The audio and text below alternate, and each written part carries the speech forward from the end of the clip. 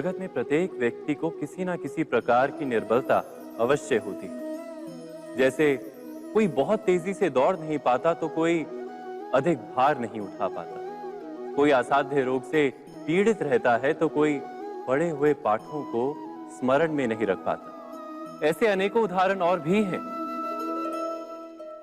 क्या आप किसी ऐसे व्यक्ति को जानते हैं जिसे सब कुछ प्राप्त हो और हम जीवन की उस एक निर्बलता को जीवन का केंद्र मानकर जीते हैं? इस कारणवश हृदय में दुख और असंतोष रहता है सदा। निर्बलता मनुष्य को जन्म से अथवा संजोग से प्राप्त होती है, किंतु उस निर्बलता को मनुष्य का मन अपनी मर्यादा बना लेता है।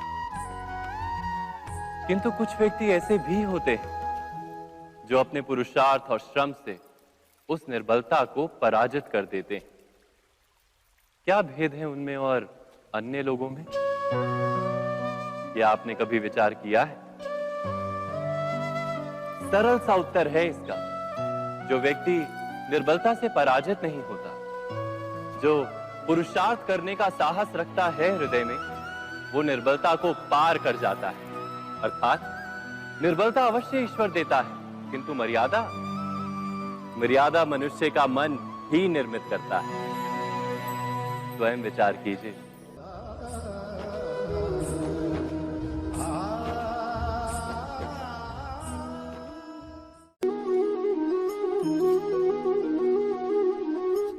भविष्य का दूसरा नाम है संघर्ष।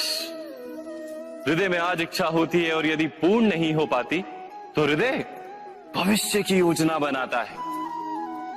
भविष्य में इच्छा पूर्ण होगी ऐसी कल्पना करता रहता है, किंतु जीवन ना तो भविष्य में है ना अतीत में।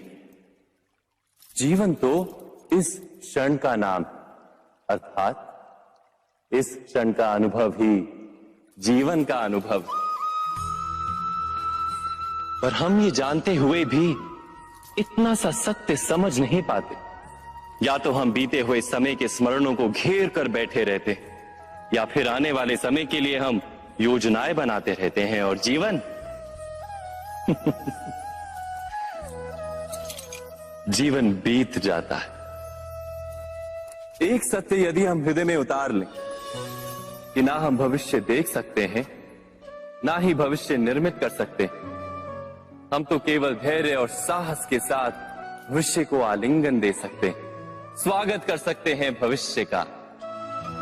तो क्या जीवन का हर पल जीवन से नहीं भर जाएगा? स्वयं विचार कीजिए।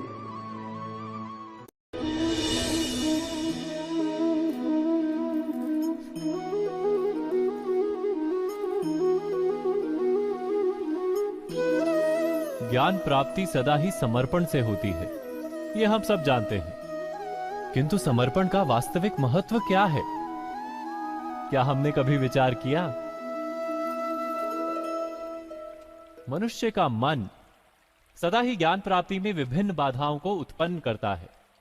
कभी किसी अन्य विद्यार्थी से ईर्ष्या हो जाती है, कभी पढ़ाए हुए पाठों पर संदेह जन्मता है और कभी गुरु द्वारा दिया गया दंड मन को अहंकार से भर देता है। नहीं, क्या ऐसा नहीं होता? न जाने कैसे कैसे विचार मन को भटकाते हैं और मन की इसी अयोग्य स्थिति के कारण हम ज्ञान प्राप्त नहीं कर पाते। मन की योग्य स्थिति केवल समर्पण से निर्मित होती है। समर्पण मनुष्य के अहंकार का नाश करता है। ईर्ष्या, महत्वाकांक्षा आदि भावनाओं को दूर कर हृदय को शांत करता है और मन को एकाग्र करता है। वास्तव में ईश्वर की सृष्टि में ना ज्ञान की मर्यादा है, ना ज्ञानियों की। गुरु दत्तात्रेय ने तो गाय और श्वान से भी ज्ञान प्राप्त कर लिया था।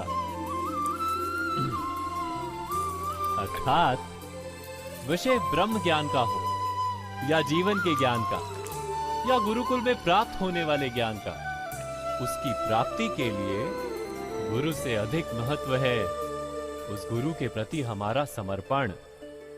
क्या यह सत्य नहीं?